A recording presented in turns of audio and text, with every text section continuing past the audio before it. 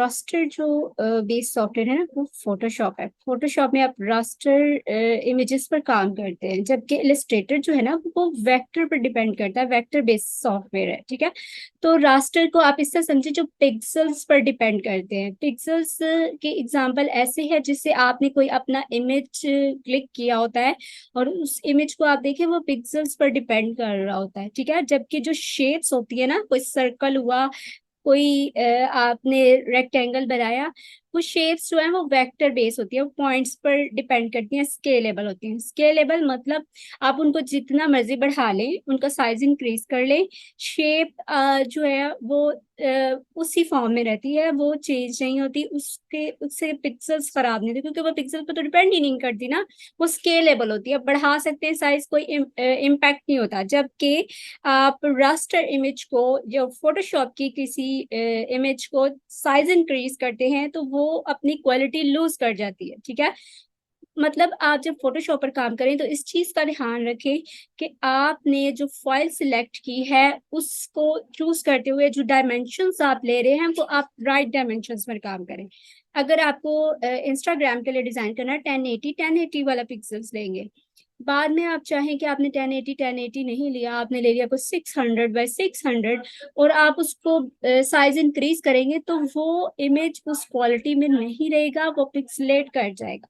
ठीक है, जबकि वेक्टर यानी इलस्ट्रेटर बेस्ड जो काम होता है उसको आप जितना मर्जी साइज इंक्रीज कर ले, वो आपका बिल्कुल सही रहता है, स्केलेबल रहता है, आप उसको साइज कभी भी इंक्रीज कर सकते हैं। ठीक है, then convert to raster, vector को रास्टर में कन्वर्ट कर सकते हैं इजीली, जबकि रास्टर इमेज जो होते हैं ना उनको वेक्टर में कन्वर्ट नहीं किया जा सकता। ठीक है, तो ये डिफरेंस है वेक्टर और रास्टर का जो मैं आपको बता रही हूँ।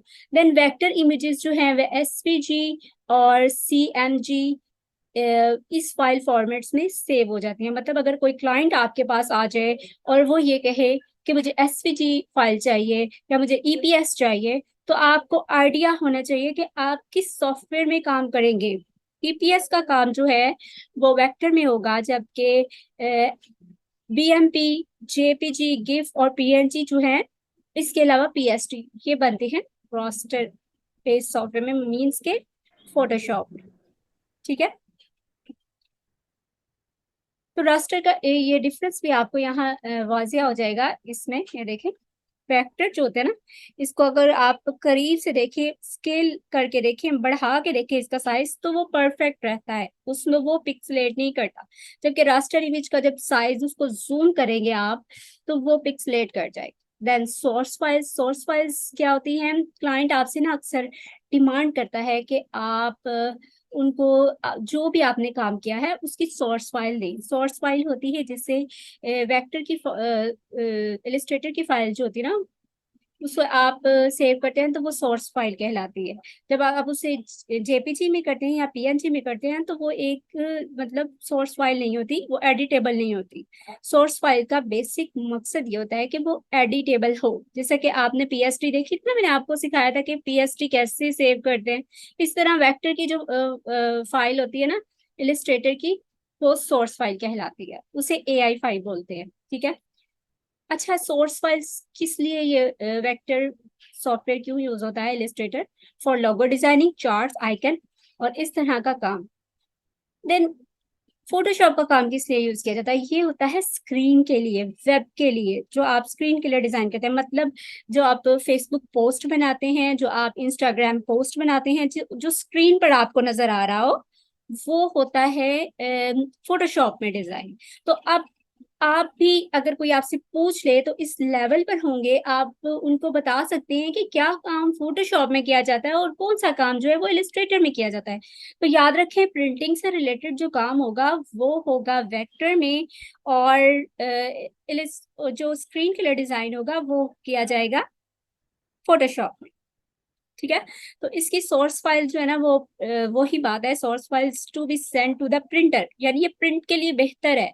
इलिस्ट्रेटर जो है वो प्रिंटिंग के लिए बेस्ट है, जबकि ये फोटोशॉप जो है वो बेस्ट है कि रेजोल्यूशन के हिसाब से स्क्रीन के लिए। ठीक है, ये डीपीआई जो होती है ना, ये होती है बेसिकली स्क्रीन के लिए। फाइल्स। अच्छा, इसकी फाइल टाइप्स जैसे कि एआई फाइल होती है, ईपीएस होती है, पीडीएफ होता है, एसवीजी फाइल्स होती है। तो अब अगर कोई इनमें से डिमांड करे तो आप कंफ्यूज नहीं होंगे, आपको पता होगा कि ये फाइल जो है वो इलस्ट्रेटर में डिजाइन की जाती है, जबकि ये फॉर्मेट जो है जेपीजी और गिफ, पीएनजी, टीआईएफ, ये आप फोटोशॉप में करते हैं, जबकि ये दूसरी वाली है ये आप इलस्ट्रेटर में करते हैं। ठीक है, तो थोड़ा सा इमेज से आपको एग्जांपल दिखा देती हूँ कि रास्टर इमेज इस तरह का होता है जिससे पिक्चर टाइप, और वेक्टर ऐसे होते हैं जिससे कि कार्टूनिस्टिक, जैसे कि जिससे कि मतलब प्रिंट किया जा सके ना, अगर प्रिंट पर निकले तो इस तरह का व्यू आता है, और इमेज का व्यू कुछ इस तरह का होता है। तो चलें, आज आपको इतना आइडिया हो गया कि रास्टर इमेजेस कौन सी होती है, कौन सा काम जो है वो फोटोशॉप का है, और कौन सा काम जो है वो इलस्ट्रेटर का है। आज की एक्टिविटी स्टार्ट सीखेंगे रेक्टेंगल मार्की टूल या एलिप्टिकल मार्की टूल। तो सबसे पहले आप एक इमेज ओपन कर लें, ये आपके पास सेकंड वाला टूल है, ठीक है। अभी इस टाइम मैंने इलिप्टिकल मार्की टूल सिलेक्ट किया हुआ है। अगर आप इसको अपने माउस को राइट साइड पर ले जाकर एक क्लिक कर दें तो यहाँ आपको इसके मजीद टूल्स भी नजर आ जाएंगे, ठीक है। इस टाइम मैंने जो चूज किया हुआ इलिप्टिकल मार्की टूल है। आपने क्या करना है, मुकम्मल एक स्क्वायर बना लेना है, तो उसके लिए हम क्या करते थे, शिफ्ट ऑल्ट एंड ड्रैग करके आपने एक एलिप्स बनाना है जो कि इसकी साइज का हो। इसको जरा मैं मूव कर लेती हूँ, ठीक है। अच्छा, तो एक चीज का और ख्याल रखना है कि आप जब ये डिजाइन कर रहे हो ना, मैं कंट्रोल से ही कर लेती हूँ, आप एक न्यू लेयर ले लें, ठीक है। न्यू लेयर पर आप एक सर्कल जो सॉरी एलिप्स बना लें इस तरह से, शिफ्ट ऑल्ट एंड इस तरह से। आई थिंक ये इसके साइज का है। अच्छा, तो अब ये मूव करेगा इस तरह से, ठीक है। तो आपने एक इलिप्टिकल मार्की टूल से ना एक इलिप्स की क्या कह लें सिलेक्शन बनानी है। सिलेक्शन बनाने के बाद आपने इसे क्या करना है, फौरन से सिलेक्शन को कर लेना है सेव, ठीक है। तो ये सेव सिलेक्शन की ऑप्शन होगी यहाँ पर, ये वाली, ठीक है, फिफ्थ वाली। सेव सिलेक्शन बनाई आपने और इसको आपने ओके कर दिया। फिर आप इस सिलेक्शन को उठाकर किसी और इमेज पर ले जाते हैं, तो उसके लिए मुझे एक इमेज चाहिए होगा, और मैं इमेज ओपन कर लेती हूँ, ठीक है। लेट मी ओपन ए पिक्चर।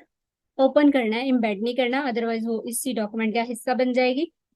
तो ये वाली इमेज चूज करते हैं, ठीक है। अब मैं चाहती हूँ कि जो सिलेक्शन मैंने बनाई है वो यहाँ पर आए, ठीक है। उस सिलेक्शन को जो हमारा डॉक्यूमेंट था उसमें ओपन कर लेती हूँ, और इस सिलेक्शन को यहाँ से उठाकर हम ले आते हैं न्यू डॉक्यूमेंट में। यहाँ पर लाकर जैसे मैंने छोड़ा है, तो इसका इसका ना मैं आपको बेनिफिट बताने वाली हूँ कि ये हम क्यों यूज करते हैं, ठीक है। आपने क्या करना है, ट्रांसफॉर्म सिलेक्शन करना है। जिससे ही आप ट्रांसफॉर्म सिलेक्शन करेंगे ना, उसमें यह होगा कि ये सिलेक्शन बढ़ेगी लेकिन प्रोपोर्शन सेम रहेगा। मतलब कि जब आप इसको दूसरे इमेज में लेकर जाएंगे तो ये इसी प्रोपोर्शन के साथ आएगा और उस इमेज में फिट हो जाएगा, ठीक है। तो इसको मैंने यहाँ से सेव किया। मुझे जैसे ये मॉडल है इनका सिर्फ फेस चाहिए था और मुझे कोई एरिया नहीं चाहिए, ठीक है। मैं इसको यहाँ पर ले आई हूँ और अब मैं इसको कट करती हूँ यहाँ से। ये फेस में दूसरे इमेज में लगाना चाहती हूँ, तो यहाँ पर लाकर आप छोड़ दें। ऑफ कोर्स कि ये साइज बड़ा है तो आप इसको ट्रांसफॉर्म कर लें, क्योंकि इमेज जो हमने सिलेक्ट की थी वो बड़े साइज की इमेज थी, वहां पर हमने कट किया तो छोटा लग रहा था। जैसे उसे आप अपने डॉक्यूमेंट में लेकर आए हैं तो ये साइज जो है वो क्या हो गया है, बढ़ गया है, क्योंकि इमेज का साइज बढ़ा था। अब आप इसको अपने इस सर्कल के मुताबिक एडजस्ट कर लें, ये देखें इस तरह से। इसका मकसद सिर्फ यही था कि आपने ये जो शेप थी सर्कल वाली उसके अकॉर्डिंग पिक्चर लानी थी। अदरवाइज अगर आप इस इमेज को किसी और तरीके से लाते तो वो सेम सर्कल साइज में नहीं आनी थी, वो आपको एडजस्ट करनी पड़ती। या आप अगर उसमें क्लिपिंग मास्क करते तो तब वो आपको एडजस्ट करनी पड़ती है। एलिप्टिकल मार्की टूल का ये बेनिफिट होता है कि आपकी शेप जो है उस शेप के अकॉर्डिंग ही पिक्चर की कटिंग हो जाती है। मतलब जैसे ये सर्कल था तो इसके अकॉर्डिंग इमेज की कटिंग हो गई। ठीक है, तो ये एक इमेज जो है ना वो हमने एडिट कर लिया अपना। नाउ आप क्या करते हैं, ये था इलिप्टिकल मार्की टूल। अब रेक्टेंगल को ट्राई करते हैं। तो रेक्टेंगल के लिए मैं एक न्यू इमेज जो है वो ओपन कर लेती हूँ। ठीक है, मैंने इमेज डाउनलोड करके रखी हुई है यहाँ, उसे मैं इस ओपन। पिक्चर का पुराना सर्कल खुद ही रिमूव हो गया? पुराना सर्कल नहीं रिमूव हो गया, उसकी सिलेक्शन के अंदर आपने एक इमेज इम्बेड की है। एक इमेज आप चाह रहे थे कि एक बना बनाया इमेज है उसको आप चेंज करें। सर्कल के अंदर जो एरिया है आप चाहते हैं यहाँ पर अपनी मर्जी की कोई इमेज लगाएं। तो अब अगर मैं कोई इमेज लाती हूँ, वो जरूरी नहीं है कि वो इस प्रोपोर्शन से होगा। ठीक है, इसीलिए हमें उसकी सिलेक्शन लेनी पड़ी सर्कल की। अब जैसे कि मैं आपको यही सेम काम रेक्टेंगल पे करके दिखाती हूँ कि रेक्टेंगल पे कैसे करते हैं। रेक्टेंगल मार्की टूल लिया आपने, इसे सिलेक्ट किया। समझे कि आपने क्या करना है, इस पूरे कैनवस पर अब जो चीज सिलेक्ट है, सिलेक्टेड एरिया है, वो ये रेक्टेंगल है जो मैंने मार्की टूल से क्रिएट किया। बाकी कोई और चीज सिलेक्टेड नहीं है। ठीक है, तो आपने एक सिलेक्शन क्रिएट की। सिलेक्शन क्रिएट करने के बाद आप क्या करते हो, सिलेक्शन को सेव कर लेते हो। ठीक है, सेव सिलेक्शन। अब इस सिलेक्शन को आप उठाते हो और किसी इमेज पर ले जाते हो। लाइक मैं कोई इमेज ओपन कर लेती हूँ, इसके लिए स्पेशली मैं अपनी इमेज लगाना चाह रही हूँ। आप इसको ऐसे समझे कि पहले से कोई क्रिएटेड डॉक्यूमेंट है और उसमें आप कोई एडिटिंग करना चाह रहे हो। मतलब रेक्टेंगल जैसी कोई शेप है, उधर आपने अपनी पिक्चर लगानी है, तो वो आप कैसे करेंगे। ठीक है, अब इस सिलेक्शन को हम उठाते हैं। इसको जी, तो मुझे इस डॉक्यूमेंट पर लेकर आना है। मैं इसको ले आती हूँ उठाकर, सिलेक्शन को यहाँ लाकर मैं ड्रॉप करती हूँ। ड्रॉप किया, अब जैसे ही मैं इसे, वैसे ये देखने में बहुत छोटा लग रहा है, जैसे मैं इसे ट्रांसफॉर्म करती हूँ तो वो सेम उसी प्रोपोर्शन से। लेकिन एक काम आपको और करना था, आपने इस ट्रांसफॉर्म को, सिलेक्शन को ट्रांसफॉर्म करना था। कंट्रोल टी नहीं करना था, ट्रांसफॉर्म सिलेक्शन करना था। ठीक है, ट्रांसफॉर्म सिलेक्शन करने के बाद आप इसका साइज बढ़ाएं और इसमें आप अपनी मर्जी की पिक्चर लगा दें। ठीक है, तो इस तरह से जब कभी आपको एडिटिंग करनी पड़े तो आप रेक्टेंगल मार्की टूल यूज करेंगे। उसके बाद ट्रांसफॉर्म सिलेक्शन करने के बाद आपने मूव टूल लेना है और इस इमेज को यहाँ से कट करके वापस से अपने इस सिलेक्शन में डाल देना। ठीक है, क्योंकि इसका साइज बड़ा है तो आप इसको ट्रांसफॉर्म करेंगे कंट्रोल टी से। मैं इसका कोई कॉर्नर देख लेती हूँ जिससे हम इसे, इमेज का साइज जो है वो छोटा कर सके, इस तरह से। तो ये आप अपनी रेक्टेंगल के अकॉर्डिंग इसका साइज जो है वो एडजस्ट करेंगे, इस तरह से। ठीक है, काफी बड़े साइज का इमेज है ना। अनस्प्लैश से जो इमेजेस हम लोग लेते हैं ना वो काफी हाई रेजोल्यूशन के होते हैं उनकी, जो यानी बड़े साइज के इमेजेस होते हैं। मैम, कैसी की है? हाँ जी, बोले हेमंत। ये देखें, मैंने कहा कि आपने इमेज ट्रांसफॉर्म कैसे की थी, ये एक दफा रिपीट कर दें जस्ट। उसके अंदर राइट क्लिक करके ट्रांसफॉर्म सिलेक्शन किया, और जब सिर्फ सिलेक्शन वो ट्रांसफॉर्म करना हो उस वक्त आप कंट्रोल टी प्रेस करते हैं। यहाँ से एक बार चेक कर दें। अब ये देखें कि वो जो इमेज ऑलरेडी थी उसके अंदर आपने कुछ अपने लिहाज से चेंज किया तो इस तरह से इमेज हो गया। अब फिर फोटोशॉप बेसिकली हम करते ही इमेज मैनिपुलेशन के लिए हैं। इमेजेस के ट्रीटमेंट यानी बना बनाया एक डॉक्यूमेंट था, उसमें सिर्फ आप एक पिक्चर चेंज करनी थी। तो उसके लिए जब सर्कल में इमेज चेंज करनी हो तो एलिप्टिकल मार्की टूल, और जब रेक्टेंगल में इमेज चेंज करनी हो तो रेक्टेंगल मार्की टूल, ये टूल आपने यूज करना है। उसके बाद रेक्टेंगल मार्की टूल का मैं आपको एक और यूजेज बता देती हूँ कि रेक्टेंगल मार्की टूल बेसिकली क्यों करते हैं हम लोग यूज। यहाँ से सिलेक्शन हटाते हैं जरा। देखिए मेरे पास ये एक इमेज है, इसे मैं अनलॉक कर लेती हूँ, ठीक है।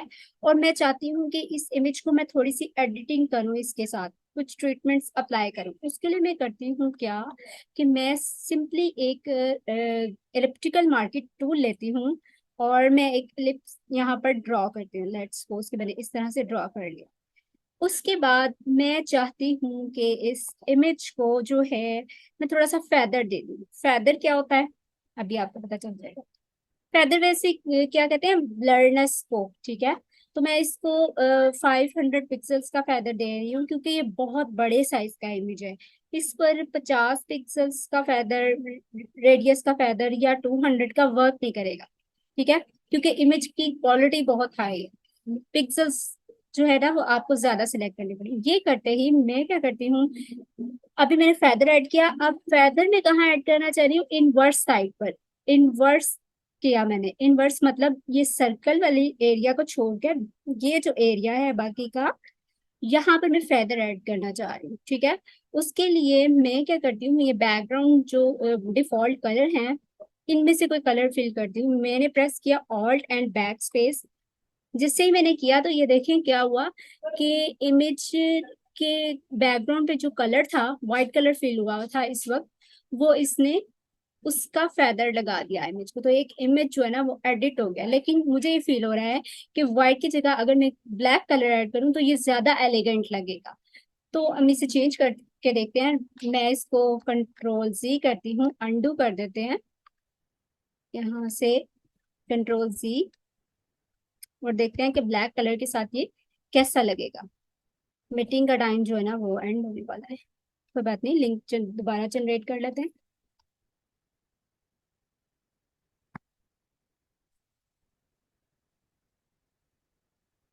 हाँ, तो कंट्रोल C किया मैंने। अब मैं चाहती हूँ कि मेरा बैकग्राउंड कलर जो है ना वो ब्लैक रहे। अब लेट्स सी कि मेरे बैकग्राउंड में दोनों साइड पे वाइट कलर है। तो मैं इसका कलर जो है ना वो चेंज कर लेती हूँ। फोरग्राउंड कलर कर लेते हैं। फोरग्राउंड कलर पे मैंने क्लिक किया। जो भी कलर हम ऐड करना चाहें, मैं ब्लैक करना चाह रही हूँ तो ब्लैक कलर ले लेते हैं। Hit okay. और अब आप ऐसा करें कि ऑल्ट और बैक स्पेस दोनों प्रेस करें और ये देखें इमेज आपकी एक फर्स्ट इमेज जो है ना वो ऑलमोस्ट एडिट हो गया। इस तरह की इमेजेस ना मोस्टली जो मैगजीन होते हैं ना इनके लिए यूज किया जाता है। अब अगर आप इसके ड्रेस का कलर लेना चाहें तो लेट्स सी कि कैसे लगेगा। यहाँ से कलर पिक करते हैं, ठीक है। अब मैं ऑल्ट बैक स्पेस प्रेस करती हूँ और देखती हूँ कि कैसा लगता है। आई थिंक ब्लैक ज्यादा सूट कर रहा था, ब्लैक, ठीक है। तो इस तरह से आपने भी एक इमेज लेनी है, उसको सिलेक्ट करना है, उसका एक वर्ड्स लेकर उसको फेदर देकर ऑल्ट बैक स्पेस से उसके अंदर कलर फिल करना है। तो यहाँ जो बैकग्राउंड एरिया है ये थोड़ा सा ब्लर हो जाएगा और जो विमेन है वो थोड़ी सी क्या कहते हैं प्रोमिनेंट रहेगी। अब आप इस सिलेक्शन को डीसिलेक्ट कर दें। ये जैसे सिलेक्टेड था इसे डीसिलेक्ट किया तो वो गायब हो गया। अच्छा, अब न्यू टूल की तरफ चलते हैं। आज आपको सिखाते हैं कि फेस को क्लीन कैसे करना है। मेडिकल डॉक्टर के लिए आज मैं काम कर रही थी, तो इस तरह का काम जो है ना वो हॉस्पिटल्स में डिमांड होती है। आपने इस तरह का कोई फेस लेना है। जब आपके पास कोई इस तरह का फेस हो तो उसको आप कैसे क्लीन करेंगे, उसके लिए आपके पास होता है spot healing tool. Spot healing tool आपने सिलेक्ट करना। देखें इस वक्त इसका साइज जो है ना वो थोड़ा कम है, तो मैं इसका साइज इंक्रीज कर लेती हूँ ताकि आपको शो हो। यहाँ पर बैकग्राउंड भी मेरे पास ब्लैक कलर है, जिसकी वजह से क्या हो रहा है कि ब्लैक कलर का ब्रश आ रहा है मेरा। तो मैं यहाँ पर व्हाइट कलर सिलेक्ट कर लेती हूँ, ठीक है। फोरग्राउंड कलर इस टाइम ब्लैक व्हाइट है। अब आपने इसके ऊपर क्या करना है, एक सिर्फ सिंपली अपना ब्रश रखना है, ठीक है। और वो इस स्पॉट को हील कर देगा। जहां से आप इसे प्रेस करेंगे ये गायब हो गया। देख रहे हैं आप, मेरे ब्रश का साइज छोटा है ना इसलिए आपको नजर नहीं आ रहा कि हम क्या एक्शन कर रहे हैं।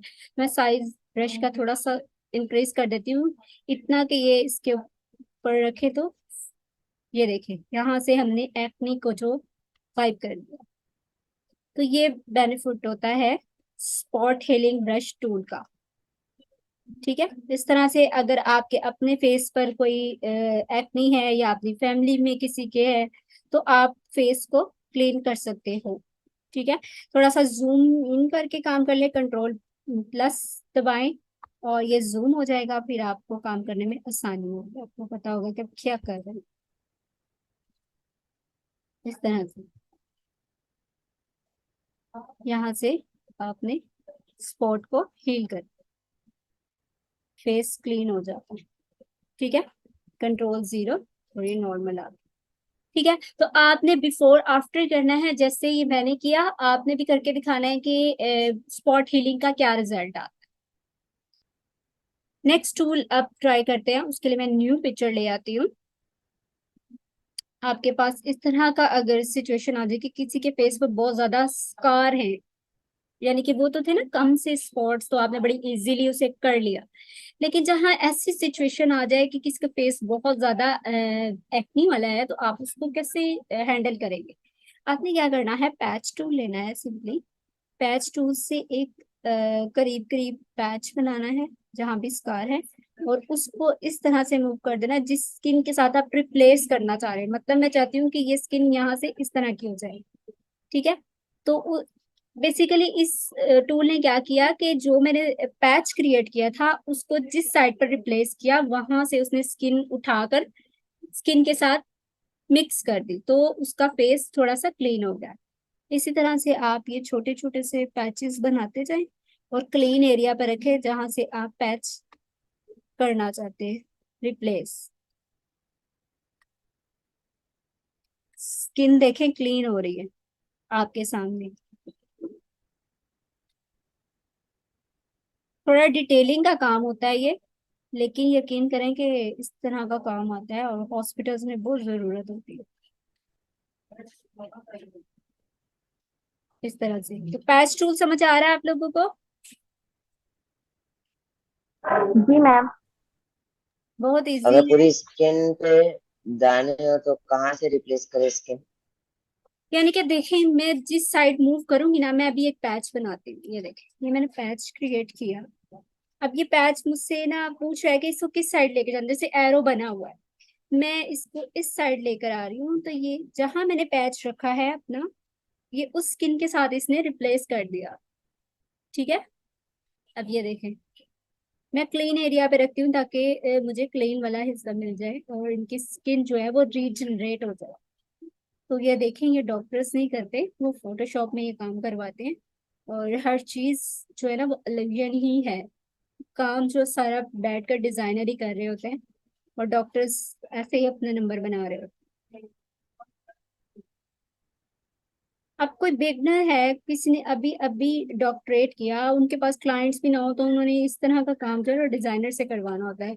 और वैसे भी मोस्टली पेशेंट एग्री नहीं करते कि वो अपनी मतलब पिक्चर्स दे दे, तो इस तरह से उन्हें डिजाइनर्स की हेल्प चाहिए होती है। फोटोशॉप ना बेसिकली मैं तो कहती हूँ है ही जादू। फोटोशॉप में ना हम जादू करते हैं।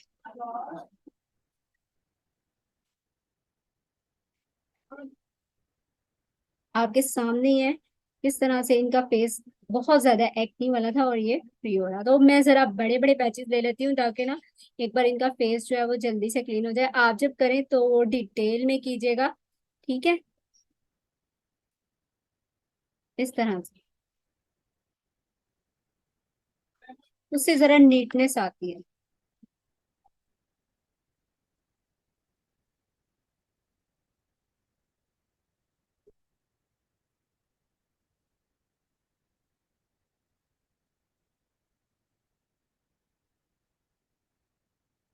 ये मैम अगर क्लास एंड हो गई तो आप दोबारा लिंक भेजेंगे? अगर जरूरत महसूस हुई कि हमने इनफ स्किल्स नहीं किए तो फिर लिंक दोबारा जनरेट करूंगी। अगर मुझे लगता है कि आज की एक्टिविटीज इनफ है, आप लोग पहले इतना तो कर लें, तो फिर लिंक जनरेट करने की जरूरत नहीं है। जैसे कल भी सर ने कहा था कि आप लिंक जनरेट करेंगे, तो मुझे खुद से आइडिया था कि 4 एक्टिविटीज स्टूडेंट्स पहले इतना तो कर लें आप लोग, उसमें ही आप लोग कंफ्यूज हो जाते हैं। ठीक है, आप लोग अगर चाहते हैं तो मैं आपको आगे काम करवा देती हूँ, अदरवाइज पहले इतना तो कर लें। मुझे नहीं लगता आपकी पहली 3 एक्टिविटीज भी रहती है। ये थोड़ा टेक्निकल है तो इसको जरा पैचेस छोटे लगाएं, ठीक है, ताकि ये आप अच्छे से कर पाए। अगर कोई काम कर लिया और बैग जाना हो तो क्या दबाते हैं? अगर कोई काम कंट्रोल Z प्रेस करते हैं ना तो आप बैक कर लेते हैं। कोई भी काम अगर आपसे कोई गलत पैच लग जाता है, आप कहते हैं कि ये ठीक नहीं हुआ, तो अनडू के लिए कंट्रोल Z प्रेस करें, ओके। ठीक है।